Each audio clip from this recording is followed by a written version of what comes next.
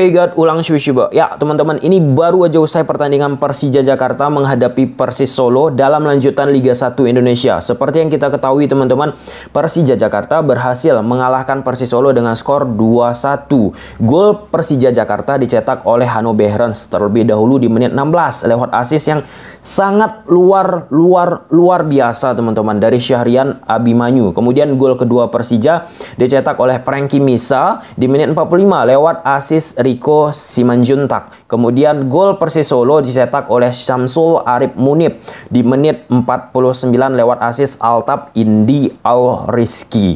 Oke, nanti ada salah satu pertanyaan yang mungkin banyak sekali ditanyakan di media sosial, khususnya di kalangan supporter Persija Jakarta, terkait tentang kok bisa berbeda banget ya Persija di babak pertama dengan Persija di babak kedua. Apa yang terjadi di jeda antara babak satu di babak kedua di locker room? Nah, nanti ada beberapa hal yang ingin aku sampaikan. Oke, sebelum masuk ke poin tersebut, teman-teman, kita lihat dulu starting line up dari kedua tim. Persija Jakarta dari grafis taktikalnya Indosiar, teman-teman, gunakan pola 3-4-2-1. Di belakang ada Andri Tani.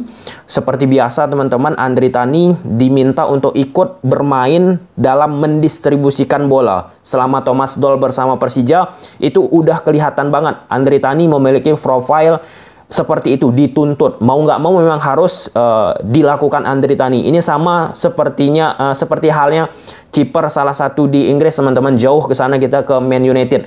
De Gea secara distribusi bola nggak bagus, tapi mau nggak mau Erik ten Hag minta De Gea harus bagus distribusi bola, ya harus beradaptasi. Kemudian 3 back di belakang ada Kudela, kemudian Maman, Hansamu disokong oleh wingback. Sebelah kiri ada Firja, sebelah kanan ada Frankie Misa. Nah, kembali, problem di lini belakang Persija Jakarta menjadi catatan berkali-kali, teman-teman. Khususnya terkait tentang organisasi. Kita ambil contoh, ini udah pernah aku sampaikan, teman-teman. Sintayong bersama Timnas Indonesia, walaupun beliau sudah mengetahui seluk-beluk Timnas Indonesia 1-2 tahun, 2,5 tahun, teman-teman, tetap bayangkan dengan tempo waktu segitu, beliau masih beberapa kali menyampaikan, khususnya sebelum Piala AFF U19 ya, teman-teman, beliau melihat pemain-pemain Timnas Indonesia organisasi defense-nya nggak begitu bagus. Tapi perlahan-lahan ia coba suntikkan apa pemahaman dari STY, ya perlahan-lahan selama di Piala AFF U19 kemarin, teman-teman, berjalan dengan baik. Nah, kalau kita berkaca tentang Persija Jakarta yang masih seumur jagung, bisa aku sebut seperti itu ya, teman-teman, dengan menggunakan sistem 3 back, ketika bertahan gunakan 5 back, ya tentunya hal-hal seperti yang terjadi di pertandingan Bali United, yang terjadi di pertandingan Persis Solo yang dihadapi Persija Jakarta, ya sering beberapa kali diekspos pertahanan Persija Jakarta. Ya ada beberapa kali Firja yang mungkin teman-teman ya terlalu overlap ke depan, agak lambat mundur ke belakang. Pun Frankie Misa, teman-teman, ya walaupun demikian, teman-teman, tetap apa yang dilakukan oleh Thomas Doll berupaya ya semaksimal mungkin dengan sistem 3 back ataupun bertahan dengan 5 orang, itu diupayakan Thomas Doll kelihatan untuk terus diulang. Kalau dalam dunia sepak bola itu kan ada namanya repetisi. Terus dicoba ulang. Nah, aku nggak tahu nih, mungkin suatu saat nanti Thomas Doll bisa beralih ya dari sistem 3 back, mungkin bisa kembali menggunakan 4 back, karena ketika menghadapi Bali United juga beberapa momentum itu Thomas Doll gunakan 4 back di belakang, walaupun tetap beberapa kali juga menggunakan 5 back. Khususnya di pertandingan ini tetap menggunakan sistem 5 back. Oke, itu untuk wingback dan lini belakang. Nah, kemudian di lini tengah, teman-teman, ada Anip Syahbandi disupport oleh Abimanyu tentunya, kemudian ada Behrens dan Rico. Di depan ada Kremenchik, teman-teman. Nah, kalau kita bicara tentang sistem seperti ini, ya mau nggak mau memang Hanif ataupun Abimanyu ketika off the ball, ketika tanpa bola, teman-teman, itu mereka harus memiliki kekuatan yang sangat bagus, ya salah satunya untuk menghentikan transisi yang dilakukan oleh lawan. Nah, hal ini terasa ya kan, kalau di babak pertama oke lah, Persija mencoba melakukan pressing, itu membuat pemain Persis Solo kesulitan. Nah, nanti itu kita bahas ya teman-teman. Kemudian di depan ada Kremencik, itu untuk Persija Jakarta. Nah, sedangkan untuk Persis Solo gunakan pola 4-4-2. Ini grafis Indosiar ya teman-teman. Tapi kalau kita lihat dari lapangbola.com, itu gunakan pola 4-3-3 ataupun 4-2-3-1 di atas kertas. Itu tetap di atas kertas ya. Kalau di dalam lapangan pasti berubah. Oke, poin pertama yang aku soroti, tadi sudah aku bahas teman-teman, tentang pressing. Nah, kelihatan di pertandingan ini khususnya di babak pertama, Persija Jakarta melakukan pressing. Pressingnya sebenarnya nggak begitu kencang juga ya dari sisi kekuatan ingin melakukan pressing teman-teman. Tetapi you know lah ya, di Indonesia rata-rata teman-teman, pemain-pemain Indonesia kalau misalnya di pressing dikit aja, nggak usah terlalu high, medium pressing aja dilakukan, itu sedikit panik. Itu kelihatan seperti apa yang dilakukan oleh Persis Solo. Baik itu dari Eki ketika menguasai bola, Fabiano, Jaimarsan langsung tuh melakukan direct ke depan. Nah, ketika Persija melakukan pressing kan otomatis garis pertahanan Persija kan menekan kan. Semakin maju dengan upaya semaksimal mungkin bisa merebut bola dengan cepat. Otomatis ketika lini pertahanan atau garis pertahanan Persija naik ke depan, kan ada ruang di belakang garis defense Persija Jakarta. Itu kerasa kan di babak kedua dimanfaatkan oleh Persis Solo, khususnya di awal-awal babak kedua, di 10 menit, 15 menit, 20 menit babak kedua awal teman-teman. Diletaklah bola tersebut ke belakang garis pertahanan dari Persija Jakarta, diajak lari. Kesulitan 3 pemain Persija Jakarta di lini belakang, yaitu Maman, kemudian ada Hansamu ataupun Kodela, yang rata-rata memang tidak memiliki speed. Nah, bagaimana cara menanggulangi untuk mengeliminasi kelemahan 3 back Persija Jakarta dari sisi speed? Ya, eliminasi dulu pemain-pemain Persis Solo di lini tengah. Jangan kasih mereka untuk melakukan crossing, letak bola ke belakang garis pertahanan Persija Jakarta. Nah, jadi butuh kekuatan di lini tengah tadi yang aku sampaikan. Baik itu posisi Hanif, Abimanyu ataupun masuk Reski untuk mengisi kekuatan di lini tengah tersebut. Ya, salah satu yang kita harapkan ball recovery yang kuat. Nah, makanya tadi kan ada disinggung oleh Bung Binder, Thomas Doll menggunakan pola yang sama seperti yang digunakan Thomas Tuchel. Di Chelsea, teman-teman saksikanlah, ada Jorginho, ada Kante. Dari sisi ball recovery, tanpa bolanya ya, tanpa bola sangat agresif untuk memutus serangan lawan sebelum sampai ke lini pertahanan. Nah, kalau kita bicara tentang Persija Jakarta, itu terlalu gampang. Bukan terlalu gampang, itu terlalu kasar banget bahasanya. Mungkin masih terlalu mudah pemain-pemain lawan untuk langsung head to head dengan lini belakang dari Persija Jakarta, khususnya 3 back dari Persija. Sampai situ jelas ya teman-teman.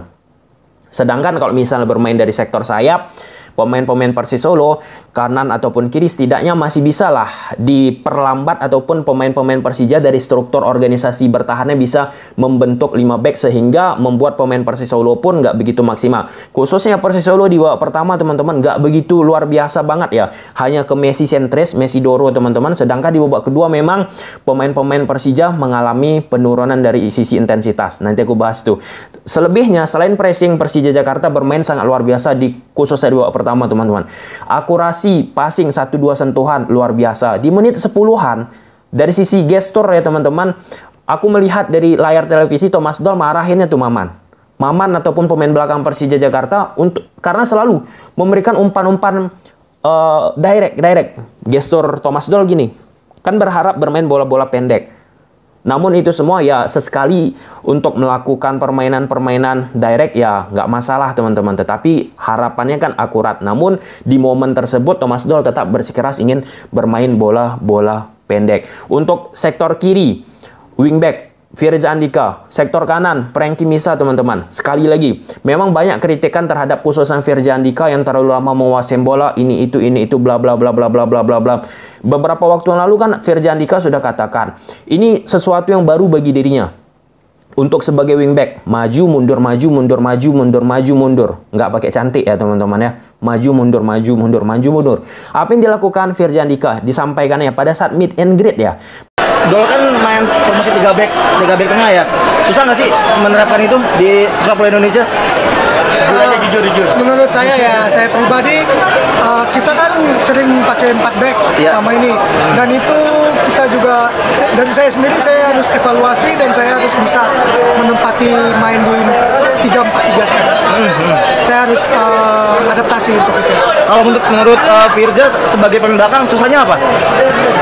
Karena kan sebelumnya kan kita 4 back ya. 4 back itu kita pakai timing, apalagi saya back kiri, saya pakai timing naik. Kalau ini kan bisa 3 back, kita harus naik turun, harus mempunyai itu yang dibilang, mempunyai fisik dan mental yang kuat. Beberapa pemain Persija Jakarta dikatakan Persija butuh adaptasi. Seperti yang aku sampaikan tadi, Sintayong bersama pemain-pemain timnas pun kan butuh adaptasi. Ini Thomas Doll bersama Persija, ya masih seumur jagung menurut aku, belum begitu lama secara chemistry teman-teman, tetapi udah menampilkan sesuatu luar biasa, sangat patut diapresiasi. Frankie Misa dengan usianya seperti itu teman-teman, luar biasa, respect. Rico Simanjuntak teman-teman bermain lebih ke sisi half space kan, lebih bermain ke dalam. Nah, dia ini sangat bagus sih menurut aku, buka-buka ruang dengan kecepatan Behrens, nggak usah dikomentari lagi. Kremencik ya beberapa kali mungkin peluang yang dia dapat nggak bisa diciptakan dengan baik, ataupun seperti yang kita ketahui bahwa sepak bola Indonesia ini teman-teman rata-rata suka lari. Ini bukan aku yang katakan ya, ini udah berkali-kali disampaikan oleh banyak pesepak bola yang pergi keluar kemudian balik. Nah, Kremencik, Hanno Behrens, Kudela teman-teman kelihatan sulit kan untuk menyeimbangkan intensitas untuk terus lari sepanjang 90 menit. Itu kerasa banget, Oke, lalu mengapa Persija Jakarta babak kedua bisa mengalami penurunan? Ini udah sebenarnya aku bahas ya di space Twitter sebelum Persija Jakarta. Thomas Doll-nya datang ke Indonesia. Ada ketum The Jackmania, Bang Diki, pokoknya pendukung-pendukung supporter dari Persija Jakarta teman-teman. Salah satu yang aku sampaikan di space tersebut, intensitas. Sama Thomas Doll ini teman-teman akan sangat sulit terjaga intensitas.